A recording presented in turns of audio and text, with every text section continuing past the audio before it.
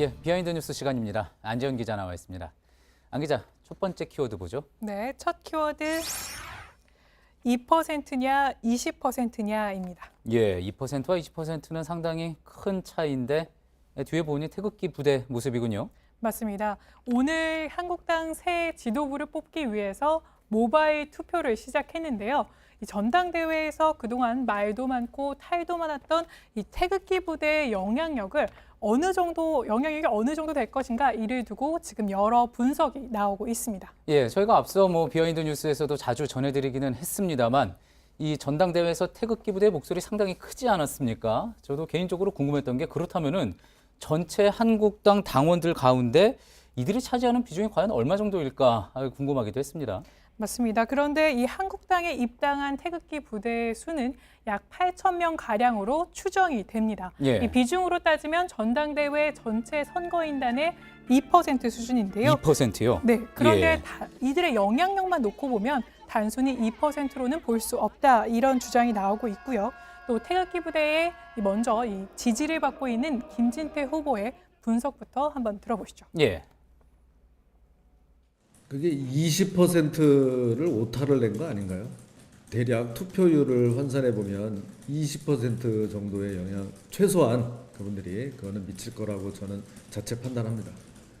예, 그러니까 김진태 후보 이야기는 이 태극기 부대의 숫자가 적을지는 몰라도 영향력은 상당하다. 그런 부분을 강조하고 싶었던 것 같군요. 맞습니다. 그런데 김진태 후보 입장에서는 이들의 영향력을 높게 봐야지 또 유리할 수 있는 국면이기도 하고요.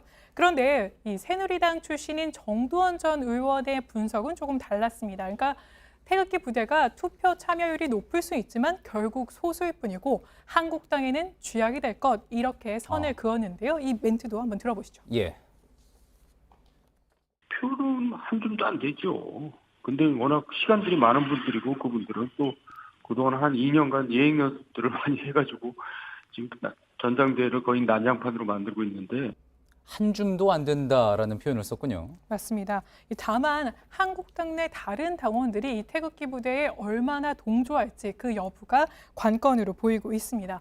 최근 TBS와 리얼미터의 여론조사 결과를 보면 한국당 지지층 가운데서 이 태극기 부대에 대해서 이처럼 포용해야 한다는 의견이 64.8%로 높게 나왔는데요. 예. 그러니까 TK 지역을 비롯해서 한국당 당원들이 이 태극기 부대의 의견에 함께 동조할 수 있는 가능성도 현재로선 배제할 수 없는 상황입니다. 예. 태극기 부대를 포용해야 한다는 의견이 64%가 넘었군요. 하지만 이게 단지 숫자만 늘리는 거, 유권자 숫자만 늘리는 게 아니라 태극기 부대가 주장해온 내용들, 예를 들어 5.18 왜곡이라든지 태블릿 PC 조작설 같은 것까지 같이 포함하게 되는 것 아니겠습니까? 자, 그런 부분도 잘 생각을 해봐야지 될 것 같습니다.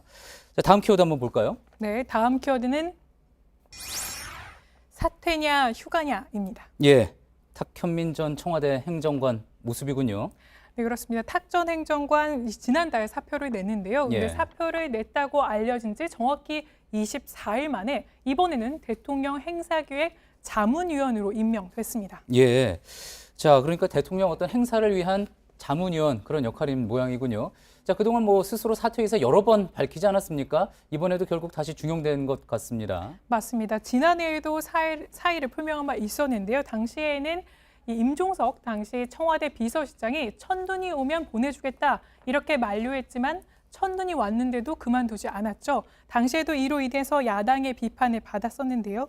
이번에는 사표가 수리되고 다시 복귀를 하자 예. 바른미래당에서 논평을 내고 이를 비판했습니다. 예. 논평 내용 한번 보시면 이 영화 극한 직업의 대사를 패러디했는데 지금까지 이런 쇼는 없었다라고 하면서 이것은 사퇴인가 휴가인가 이런 논평을 냈습니다. 예. 다만 청와대에서는 이 자문위원직은 무보수 명예직이다 이렇게 설명하긴 했습니다. 청와대 행정관과는 다른 직종이다. 그렇게 강조를 한 거군요.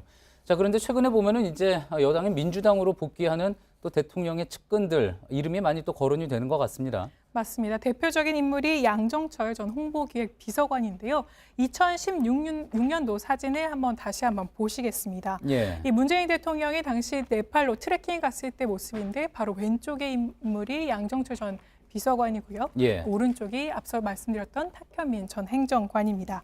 여기에다가 총선을 앞두고 임종석 전 비서실장은 얼마 전 민주당으로 복당을 한 상태입니다.